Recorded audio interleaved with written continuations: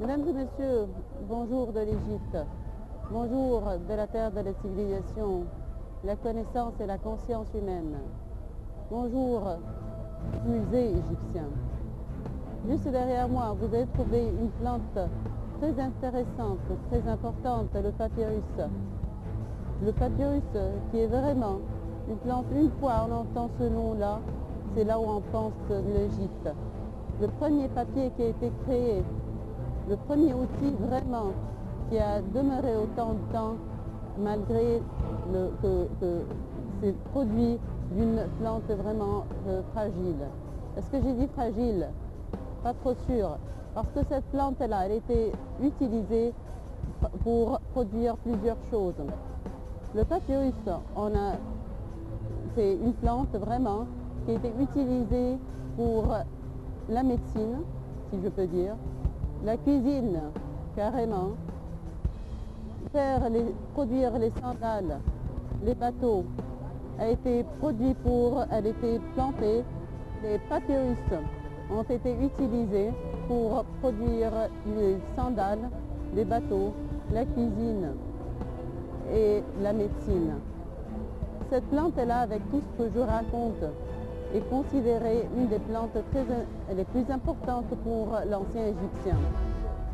Parce qu'à cause de cette plante-là, les Égyptiens étaient capables d'enregistrer tous les événements les plus importants, comme des anciens jugements pour des membres de la famille royale, des noms des pharaons, et ce qui est considéré pour nous, comme nous, ce qui est considéré pour nous comme une base pour savoir tous les noms des anciens Égyptiens, pour tous les noms des pharaons qui ont régné l'Égypte à travers le temps.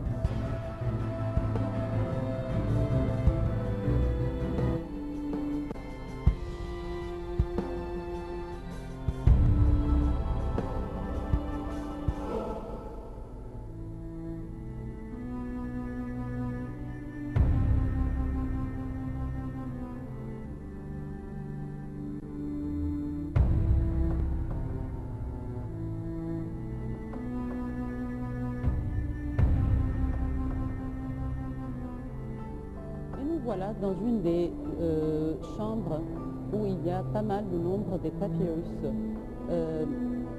Derrière moi, vous allez trouver pas mal des papyrus qui parlent de plusieurs sujets. La plante de papyrus, comme on avait expliqué, représente une vraie richesse pour la connaissance. Les papyrus, pour nous, c'était quelque chose d'extraordinaire, parce que puisque avec le papyrus, on était capable de savoir les noms de plusieurs rois égyptiens qui avaient régné l'Égypte dans plusieurs périodes. Vous savez qu'à travers le temps, l'Égypte qui a souffert de beaucoup d'invasions, beaucoup de désordre, de chaos, a fait que pas mal de noms des rois qui ont régné l'Égypte dans des périodes intermédiaires différentes ont été perdus. Et donc on a trouvé pas mal de ces noms-là écrits sur des papyrus et sur des autres sources comme le Karnak et autres. Et à travers cette connaissance-là, qui était faite déjà par des rois égyptiens, pharaons, dans des anciennes périodes. Ces rois-là, ils ont voulu protéger l'histoire de leur pays et c'est pour cela que sur les papyrus, ils ont écrit les noms de ces rois-là. Et donc le papyrus pour nous est considéré comme une des sources de la connaissance, ou bien disons plutôt une des sources la plus importante de la connaissance égyptienne. Papyrus comme plante n'est pas seulement une source de connaissance, mais encore une source pour transmettre certains événements, comme les événements des révolutions qui avaient attaqué l'Égypte dans les anciennes périodes intermédiaires. Et comment ont-ils raconté qu'avec le temps, avec une certaine révolution qui avait attaqué l'Égypte,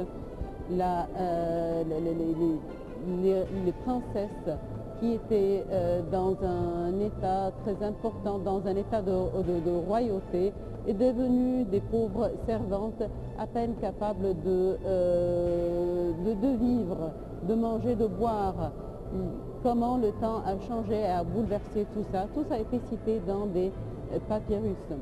Comment un des rois, le roi Khiti, avait donné des conseils pour son fils, comment protéger les frontières de l'Égypte, l'importance de chacun de ces frontières-là, le nord avec le nord, le sud, l'est et l'ouest, et comment chaque frontière a son importance jusqu'à présent carrément normalement. Et donc ces papyrus-là étaient un outil de transmettre l'information très très importante. Également, avec nos correspondances avec les pays étrangers, la feuille de papyrus était comme des lettres qui étaient envoyées pour les autres pays étrangers. Et c'est pour cela qu'ils ont trouvé dans des autres pays des papyrus envoyés, et nous, pareil, on a trouvé chez nous des moyens de correspondance écrits avec leur langue.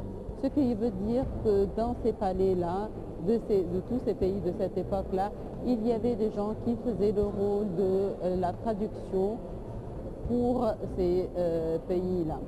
Et donc, comme vous voyez, le papyrus est un outil de transmettre l'information très important.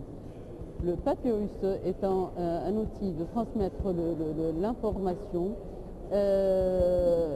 était également généreux de nous transmettre la croyance de l'ancien égyptien concernant encore le monde, l'autre monde, où l'homme y sera jugé devant les dieux, tel que le papyrus qui est juste de ce côté-là. Ici, nous sommes devant un des papyrus très importants qui parlait du jugement de l'autre monde. Ici, nous avons un papyrus très très important qui parle d'une croyance égyptienne vraiment pure, qui est le jugement du cœur, ou bien plutôt le jugement de l'au-delà. Nous avons devant nous ici le défunt qui observe le pesement de son cœur dans la présence des divinités égyptiennes. L'ancien égyptien pensait que le cœur, c'est l'élément le plus important. Cet élément-là possède toute la vie, toute la conscience. C'est le centre de la conscience. Et donc, si ce centre-là, il est pur, il est propre, il passe au paradis. S'il n'est pas bien, il va passer à l'enfer. Bon, c'est quoi l'enfer pour lui? L'enfer, c'est qu'il ne sera pas capable de vivre avec les divinités du monde, de l'autre monde. Mais s'il est bon, il est correct, il a le cœur pur, et donc dans ce cas-là, il sera capable de joindre ces divinités-là et les dieux. Et c'est pour cela que l'élément le plus important, c'est le cœur. Le cœur, s'il est pur, il sera léger. Comme on dit de nos jours, je sens le cœur léger. Et donc dans ce cas-là, le cœur, il sera pesé contre la plume de la déesse Maat. La déesse Maat, c'est la déesse de la justice. Et la justice, comme elle est très fragile, son symbole, c'est la plume. Tellement la différence entre le bien et le mal, parfois la ligne, elle est très fine quand on ne la voit pas. Et bon, voilà, c'est pour cela qu'il y a la plume qui fait cette distinction. J'ai le cœur, il sera pesé contre la statue de la déesse Maat. Et donc dans ce cas-là, si le cœur il est plus léger que la plume, il passe au paradis puisqu'il est bon, il est correct, il n'a pas fait de péché dans sa vie. S'il est plus lourd que la plume de la déesse Maat, et donc dans ce cas-là, le cœur il sera dévoré par cet animal imaginatif. Si vous regardez bien cet animal-là, il a le corps de lion, tête de crocodile, avec la plume de la déesse Maat sur la tête. Si le cœur il est dévoré, et donc il n'a pas d'espoir de passer au paradis.